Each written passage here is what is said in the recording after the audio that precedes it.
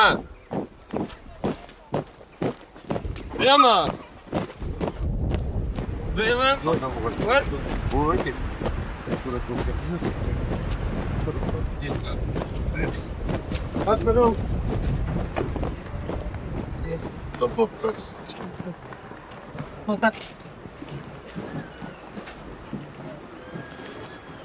Good evening viewers, kita membuka laporan khusus hari ini dengan salah satu periode paling dramatis dalam sejarah modern. Tahun 1991 menjadi tanda bubarnya Uni Soviet, sebuah negara adidaya yang runtuh setelah 7 dekade berdiri. Dan dari kekacauan itu lahirlah Federasi Rusia, negara maju dengan tantangan yang tidak kecil.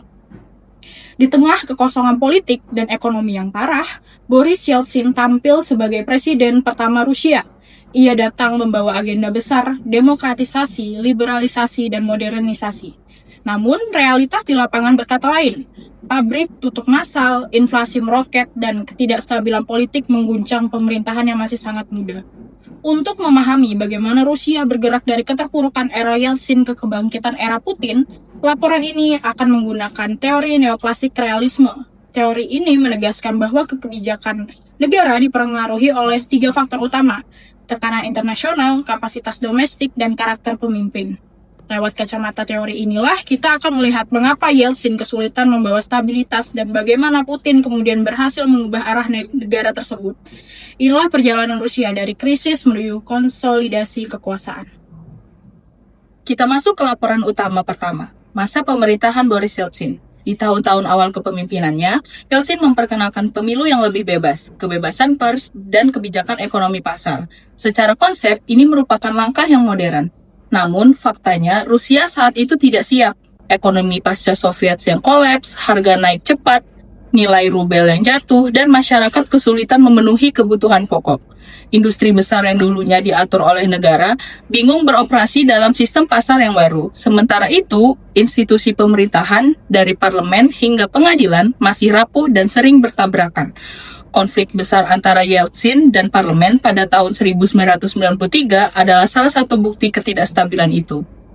Berdasarkan neoklasik realisme, tekanan internasional untuk cepat beralih ke demokrasi dan ekonomi pasar tidak dapat berjalan efektif karena kapasitas domestik Rusia yang hampir tidak ada. Kebijakan Yeltsin tampak ambisius, tetapi negara terlalu lemah untuk menjalankannya. Selanjutnya, kita beranjak ke isu ekonomi yang paling kontroversial, yaitu privatisasi besar-besaran. Yeltsin menjual perusahaan negara ke sektor swasta dengan harapan membangkitkan ekonomi. Namun, hasilnya jauh dari harapan. Russia's most valuable state assets were sold at a tiny fraction of what they were really worth to people who had connections to the government. And amongst those people were the 7 bankers. Yang terjadi justru konsentrasi kekayaan di tangan segelintir orang. Inilah awal munculnya oligarki Rusia, kelompok kaya yang mendapat keuntungan dari proses privatisasi yang tidak transparan. Korupsi meningkat, negara kehilangan kontrol atas aset strategis, dan produksi nasional menurun tajam. Sektor swasta baru tidak siap menggantikan perusahaan besar yang runtuh. Belum selesai di situ, Rusia juga harus menanggung beban utang luar negeri Soviet, sementara populasinya tinggal separuh dari sebelumnya, yang artinya lebih sedikit pekerja dan pembayar pajak, tetapi utang tetap sama. Dalam analisis neoklasik realisme, ini adalah contoh jelas ketika negara kehilangan kapasitas domestik. Kebijakan ada, tetapi tidak bisa dijalankan dengan benar. Situasi inilah yang memicu ketidakstabilan pada dekade 1990-an.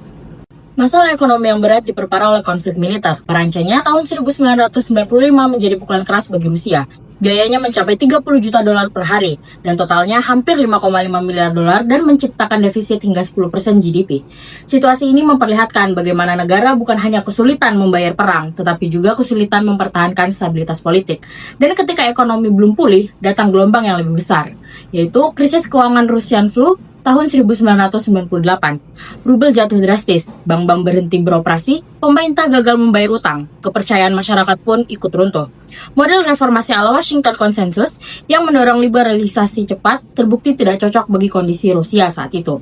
Dalam perspektif neoklasik realisme, ini menegaskan satu hal, tekanan internasional tanpa kapasitas domestik justru menciptakan keruntuhan. Krisis inilah yang membuka jalan bagi seorang tokoh baru yang akan mengubah arah Rusia, yaitu Vladimir Putin. Memasuki tahun 2000, Rusia berada pada titik krisis. Namun setelah Vladimir Putin menjabat sebagai presiden, arah politik dan ekonomi negara mulai berubah. Orang-orang menyebut era ini sebagai New Russia. Putin tidak membawa sistem pasar, tetapi ia memperkuat kontrol negara. Dalam 2 tahun pertama, ia fokus pada disiplin aparat, memperbaiki birokrasi, dan mengembalikan kepercayaan publik. Langkah ini dilanjutkan dengan program pembangunan ekonomi jangka panjang selama 8 hingga 10 tahun. Negara kembali menguasai sektor energi, memperkuat aparat keamanan, dan menertibkan oligarki yang terlalu dominan. Dengan latar belakang KGB, Putin membawa gaya kepemimpinan yang tegas dan sentralistik. Ia memperkenalkan paket UU anti korupsi 2008 setelah Rusia dinilai berada di peringkat 82 dari 90 negara dalam indeks korupsi. Dalam kerangka neoklasik realisme, era Putin menunjukkan peningkatan signifikan dalam kapasitas domestik negara. Rusia kembali mempunyai kemampuan untuk mengatur, mengontrol, dan merespons tekanan internasional. Melihat kedua era ini dengan teori neoklasik realisme, perbedaannya menjadi sangat jelas. Dari sisi tekanan internasional, Yeltsin didesak melakukan liberalisasi cepat, sementara Putin menghadapi dunia yang lebih kompetitif dan merespon dengan memperkuat negara. Dari sisi kapasitas domestik, era Yeltsin ditandai kerapuhan ekonomi, konflik internal, dan institusi yang lemah. Sebaliknya, era Putin memperlihatkan negara yang kembali kuat, lebih stabil, dan lebih terorganisir. Dari sisi kepemimpinan, Yeltsin adalah reformis dalam negara yang terlalu lemah. Putin adalah konsolidator dalam negara yang ingin bangkit. Kesimpulannya, perjalanan Rusia dari era Yeltsin ke Putin menunjukkan bagaimana interaksi antara tekanan global, kondisi domestik, dan karakter seorang pemimpin dapat mengubah arah sebuah negara. Ini adalah laporan kami mengenai transformasi politik Rusia setelah runtuhnya Uni Soviet. Terima kasih telah menyaksikan program khusus ini. Sebagai analisis tambahan dari laporan utama, kita dapat melihat bagaimana perjalanan Rusia sejak bubarnya Uni Soviet hingga hari ini membentuk arah negara tersebut. Perubahan besar di era Yeltsin dan Putin tidak hanya terjadi dalam kebijakan, tetapi juga dalam cara negara dalam membentuk identitas politiknya. Era Yeltsin membuka pintu demokratisasi dan ekonomi pasar. Rusia memperkenalkan pemilu, kebebasan pers, dan liberalisasi ekonomi. Namun, tanpa kapasitas domestik yang kuat, reformasi besar itu menciptakan ketidakstabilan. Ekonomi melemah, institusi pemerintahan rapuh, dan oligarki yang semakin berpengaruh. Warisan era ini masih terasa dalam struktur sosial dan ekonomi Rusia saat ini.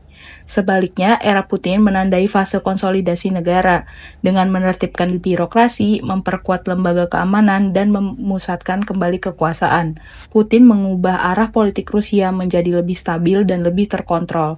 Kebijakan energi dan keamanan menjadi fondasi penting yang memperkuat kapasitas domestik negara. Perubahan ini membuat Rusia lebih mampu merespon tekanan internasional secara tegas dan strategis. Jika dilihat melalui perspektif neoklasik realisme, perbedaan kedua era ini menjadi semakin jelas. Yeltsin menghadapi tekanan global dengan kapasitas domestik yang lemah, sehingga banyak kebijakan tidak berjalan secara efektif. Sementara Putin mengambil langkah-langkah yang memperkuat negara, membuat Rusia lebih siap menghadapi kompetisi internasional dan dinamika global. Hari ini, Rusia berdiri sebagai aktor penting dalam geopolitik Eurasia, berpengaruh dalam isu energi, keamanan regional, dan hubungan antara Barat dan Timur.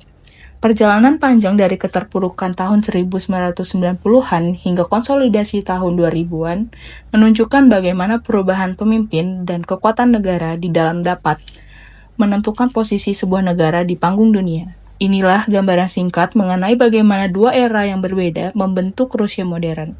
Sebuah proses yang terus mempengaruhi arah politik dan kebijakan Rusia hingga saat ini. One is the loneliest number that you'll ever do.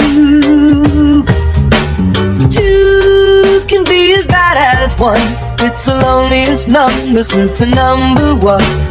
One is the loneliest number that you'll ever do.